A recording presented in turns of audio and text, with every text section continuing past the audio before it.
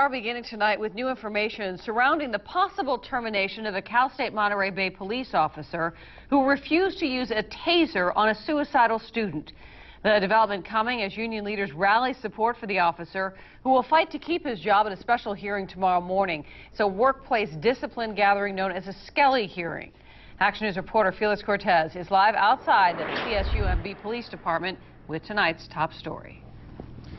Well, Aaron, many have thrown their support behind Officer Tom Wynn for his refusal to deploy his taser, but today we learned that his taser was one of several that were used to subdue a suicidal student. We're out here just to show support, and hopefully this officer won't get terminated. Union leaders were on the CSUMB campus Monday morning hoping to drum up support for Officer Tom Wynn. They handed out black shirts that read, "Education, not electrocution. Save Officer Wynn." On the other side, it said, "Teach me, don't tase me." Union leaders handed out roughly 50 shirts and said support from staff and students was overwhelming. I've heard a lot about it, and I actually appreciate what the officer has done and not taking force on the student and actually calming him down and, talking to him. With the atmosphere as it is around the country right now, that they would say that restraint in these kind of situations would be important. And this man seemed to have that judgment, and I think he should be commended instead of admonished. Tuesday morning, Officer Wynn will have a second Skelly hearing in which he will make his case on why he shouldn't be fired. His attorneys have argued he chose reason over less than lethal force in trying to subdue a suicidal student who had cut himself with a knife and needed medical attention, according to Marina Police, who also responded. They found a very, very bloody scene. They found him with significant injuries to his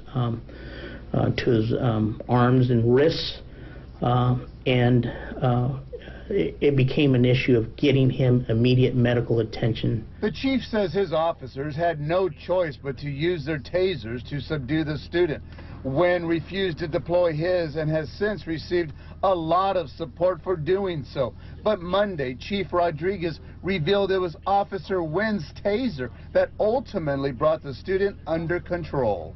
Certainly, if he was so against what we were doing, he wouldn't have given up his taser.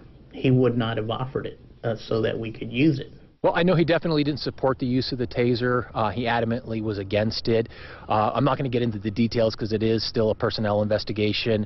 I can say that he was against using force. Now, the university has said there is much more to Wynn's termination than just that taser incident, but at this point they have refused to say what that involves. Now, if Wynn is successful in getting an arbitrator to overturn his termination, that ruling is non-binding, which means the university has no obligation whatsoever to reinstate Officer Wynn.